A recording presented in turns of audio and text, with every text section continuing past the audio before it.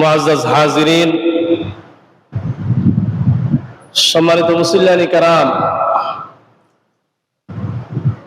আমি আপনাদের সামনে পবিত্র কালামুল্লাহ শরীফের 31তম সূরা সূরা লুকমান থেকে একখানা আয়াতে কারিমা তেলাওয়াত করেছি।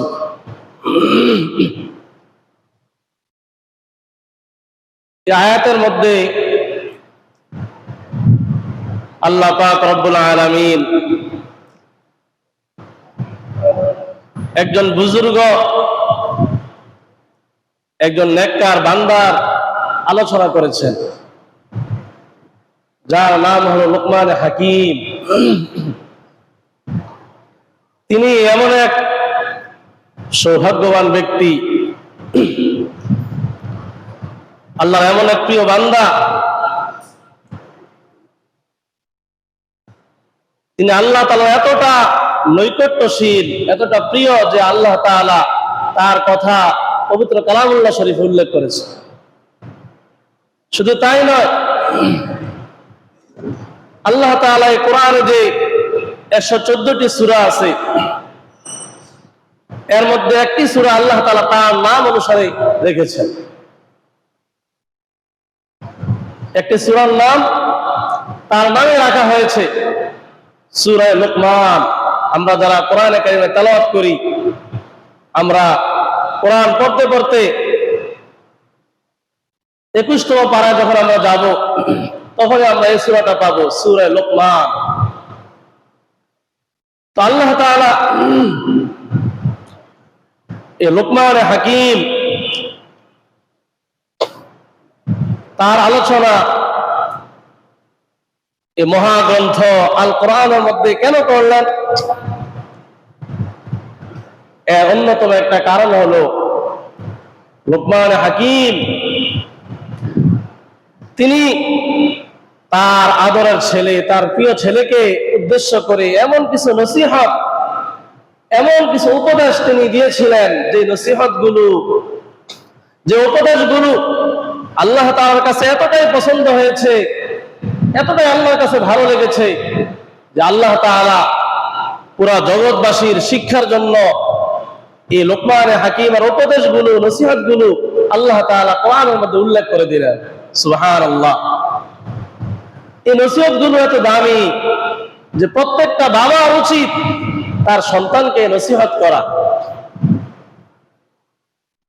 বাবা যখন সন্তানকে নসিহত করে আদব শিক্ষা দেয়, তাকে উত্তম চরিত্র, তাকে শিক্ষা দেয়, আল্লাহ তাআলার কাছে এটা বড় পছন্দ হয়, এটা আল্লাহর কাছে ভালো লাগে।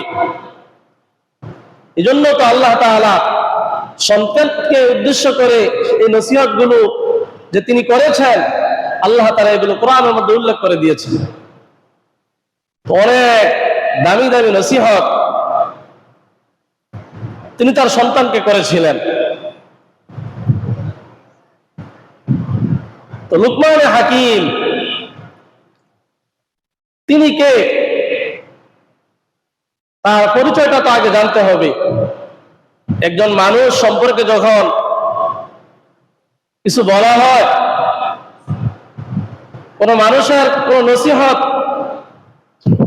যখন শোনা হয়, যদি তার পরিচয় জেনে এই নসিহতগুলো শোনা হয়, তখন এটা ভালো কাজ করে, এটার প্রভাবটা ভালোভাবে পড়ে।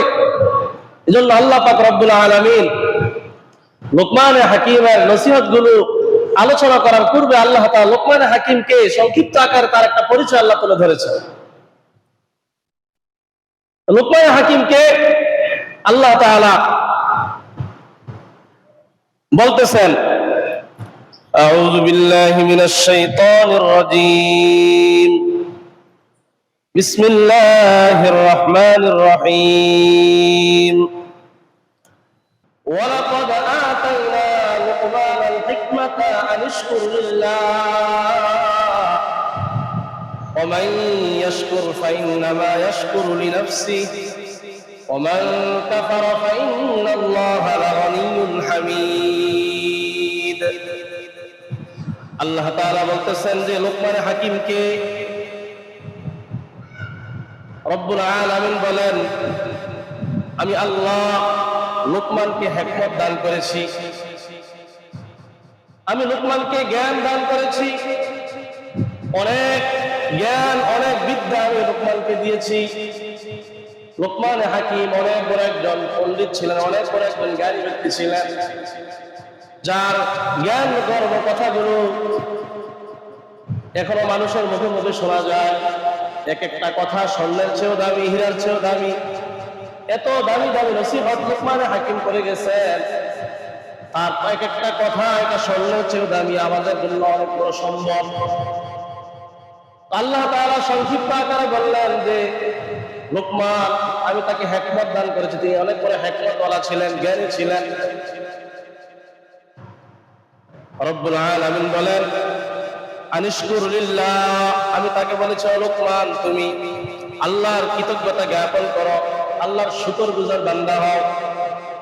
ওয়া মান ইয়াশকুর ফাইন্নামা ইয়াশকুরু লিনাফসি, আর যে কৃতজ্ঞতা আদায় করে আল্লাহর শুকরগুজার বান্দা হয়, আল্লাহ বলেন ফাইন্নামা ইয়াশকুরু লিনাফসি, সে কৃতজ্ঞতা জ্ঞাপন করে শুকরিয়া আদায় করে নিজের উপকারের জন্যই।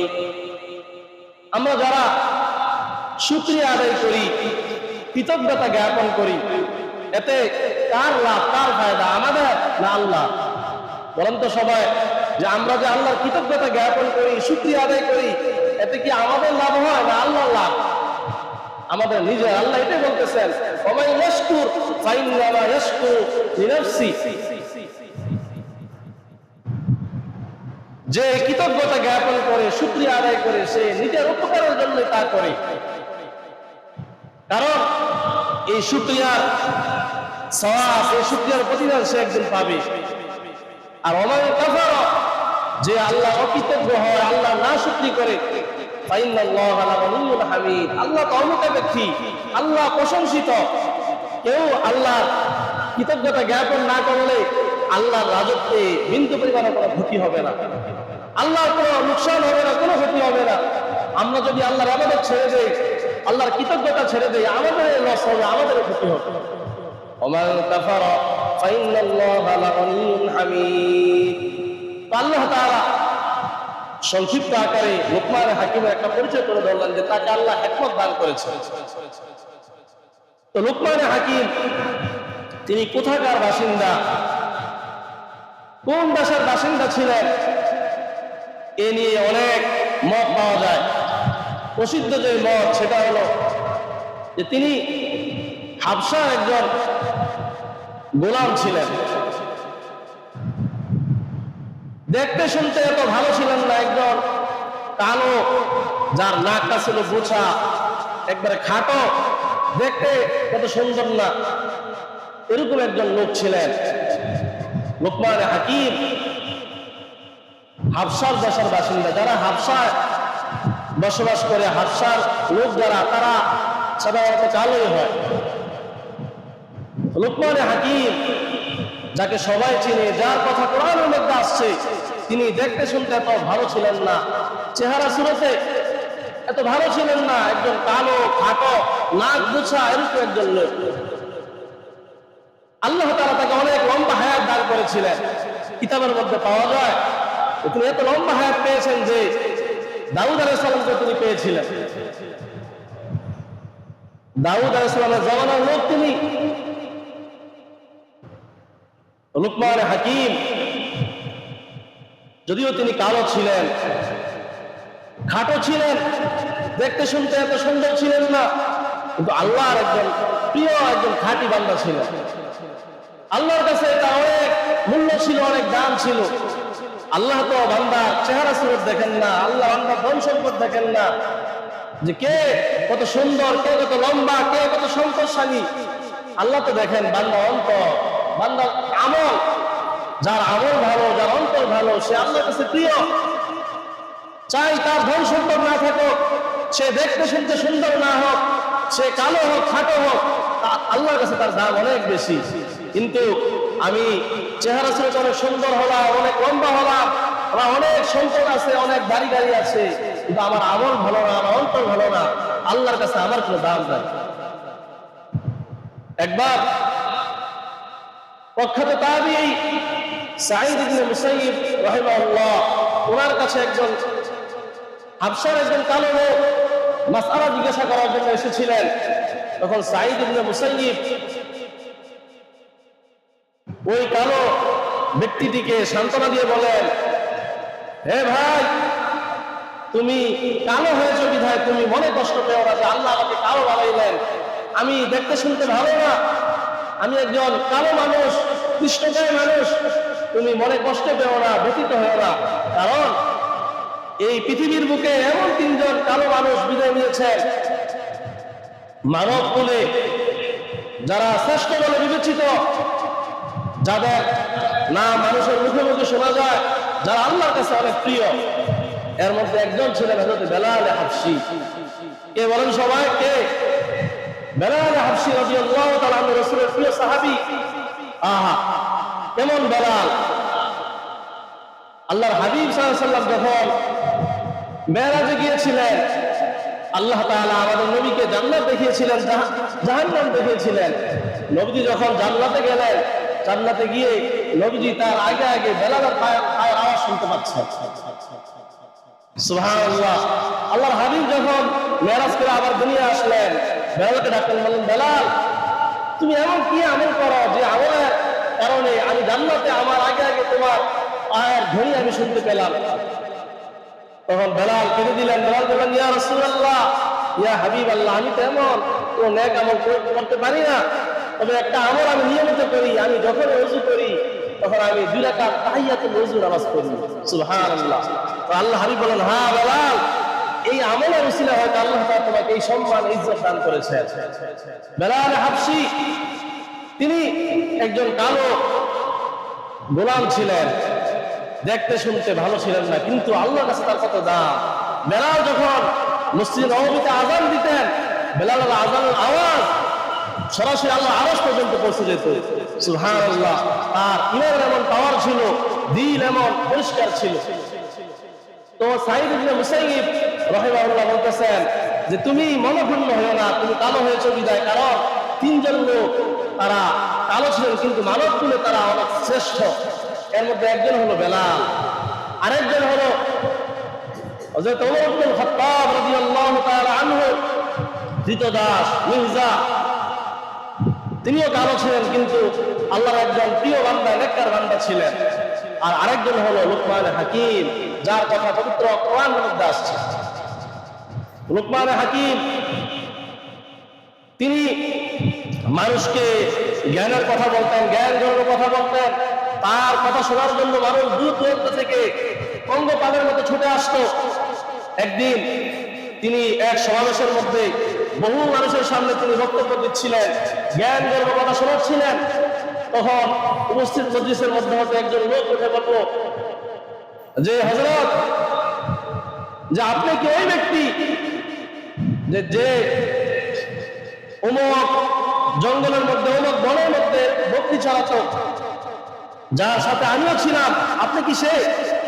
তখন লুকমান হাকিম বললেন, হ্যাঁ, আমি ওই ব্যক্তি যে একসময় বন জঙ্গলের মধ্যে বকরি চড়াইতাম। তখন ওই লোকটা আশ্চর্য হয়ে বলল যে আল্লাহ তাআলা আপনাকে এত সম্মান দান করেছেন যে আপনার কথা শোনার জন্য মানুষ দূর দূরান্ত থেকে ছুটে আসে, মানুষ কান লাগায় আপনার কথা শোনে, আপনি এত জ্ঞান গর্ব কথা বলেন, আল্লাহ তাআলা আপনাকে এত সম্মান কিভাবে দান করলেন, আপনি এই স্তরে কিভাবে পৌঁছলেন? তখন লুকমান হাকিম তিনি বললেন যে ভাই, হ্যাঁ, আমি এক সময় একেবারে নগণ্য একজন লোক ছিলাম, আমি একজন বকরির রাখাল ছিলাম, আমার কোনো মূল্য ছিল না, আমার কোনো দাম ছিল না। আল্লাহ পাক রব্বুল আলামিন কিছু গুণের কারণে আমাকে এই স্তরে পৌঁছে দিয়েছেন। এই গুণগুলো যদি তুমিও অর্জন করতে পারো, আল্লাহ পাক রব্বুল আলামিন তোমাকেও এই স্তরে উন্নীত করবেন, এই স্তরে পৌঁছে দিবেন। তখন লুকমান হাকিম বললেন যে একটা গুণ হলো আমি সদা সর্বদা সত্য বলি, সবসময় আমি সত্য কথা বলি, কখনো আমি মিথ্যা বলি না। আর আরেকটা কাজ, আরেকটা গুণ হলো আমার যে আমি অসার যত ক্রিয়াকর্ম আছে, অহেতুক কথাবার্তা, এগুলো থেকে আমি নিজেকে বিরত রাখি। অসার কথাবার্তা, অসার কাজকর্ম, বেহুদা কাজকর্ম থেকে আমি দূরে থাকি, বিরত থাকি। এই দুইটা গুণের বিনিময়ে আল্লাহ তাআলা আমাকে এই স্তরে পৌঁছিয়েছেন। সুবহানাল্লাহ। তখন লোকমান হাকিম তার ওই সাথীকে বলল যে তুমিও যদি এই গুণগুলো অর্জন করতে পারো, আল্লাহ তাআলা তোমাকেও এই মর্যাদা দান করবেন।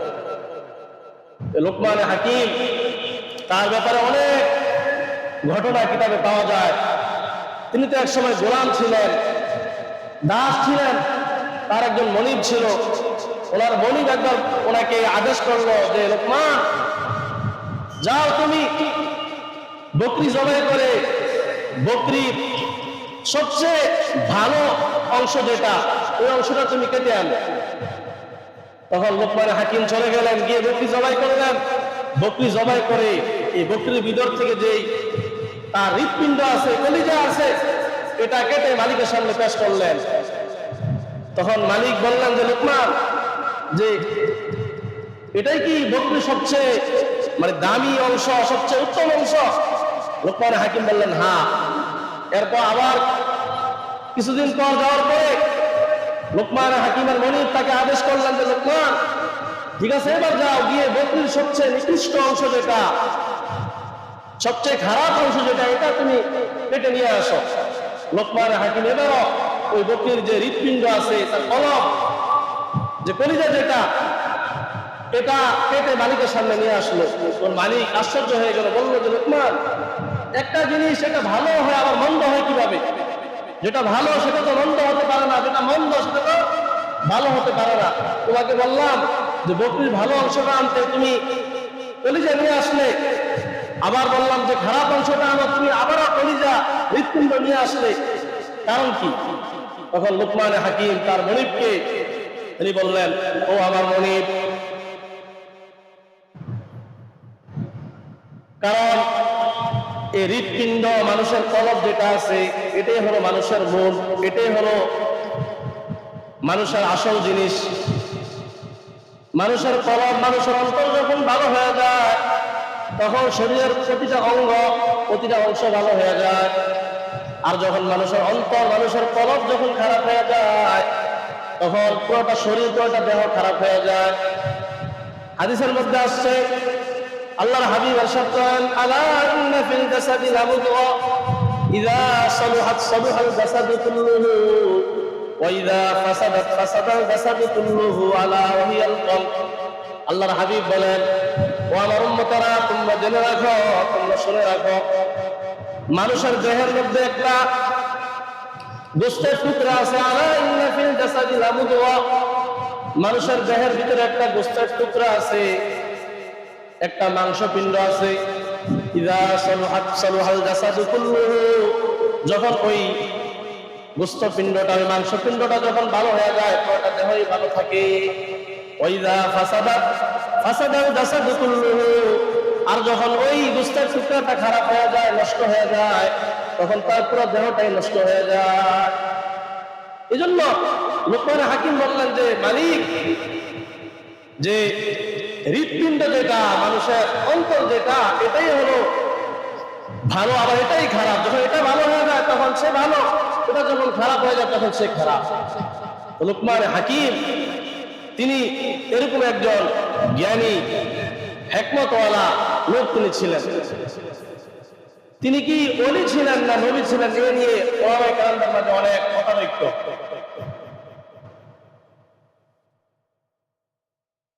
অধিকাংশ ওলামায়ে কেরাম, মুফাসসিরিন, মুহাদ্দিসিন, ওনাদের বক্তব্য হলো যে লোকমান হাকিম তিনি কোনো নবী ছিলেন না, তিনি আল্লাহর একজন ওলি ছিলেন, নেককার বান্দা ছিলেন, একজন জ্ঞানী ব্যক্তি ছিলেন।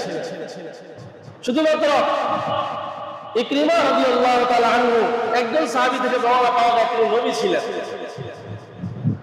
হযরত কাতাদা রাহিমাহুল্লাহ, ওনার থেকে এক বিস্ময়কর একটা রিওয়ায়াত পাওয়া যায়, বর্ণনা পাওয়া যায় যে লোকমান হাকিমকে আল্লাহ তাআলা নবুয়ত এবং হিকমত, আল্লাহ তাআলা তাকে দুইটা যে কোনো একটা বাছাই করার জন্য ইখতিয়ার দিয়েছিলেন যে লোকমান, তোমাকে নবুয়ত দেওয়া হলো, হিকমত দেওয়া হলো, তুমি যেটা তোমার পছন্দ হয় এটা তুমি বেছে নাও।